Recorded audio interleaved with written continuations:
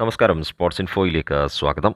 Odisha FC Hyderabad FC മത്സരത്തോടെ Indian super ലീഗിന്റെ match week 10 വിരാമം കുറിച്ചപ്പോൾ നീണ്ട നാളുകളായി പട്ടികയിലെ ആദ്യ 4 സ്ഥാനങ്ങൾ അലങ്കരിച്ചത് FC Goa, Kerala blasters, Mohun Bagan super giants, Mumbai city FC എന്നിവരായിരുന്നുവെങ്കിൽ മുംബൈ സിറ്റി FCയെ 5ാം സ്ഥാനത്തേക്ക് പിന്തള്ളിക്കൊണ്ട് ഒഡീഷ FC 4ാം സ്ഥാനത്തേക്ക് കുതിപ്പ് നടത്തിയിരിക്കുന്നു.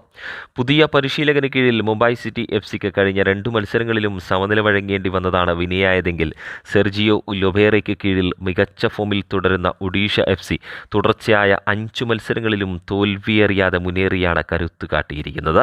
ഇന്നലെ ഹൈദരാബാദ് FCയെ എതിരില്ലാത്ത 3 ഗോളുകൾക്ക് തകർത്ത് കരുത്ത് കാട്ടിയ സംഘം അവസാന 5 മത്സരങ്ങളിൽ 4 വിജയങ്ങളും ഒരു സമനിലയും നേടി ഒഡീഷ FCയുടെ ചരിത്രത്തിലെ തന്നെ ഏറ്റവും മികച്ച അൺബീറ്റൻ റൺ നടത്തിയാണ് മുന്നേറുന്നത്.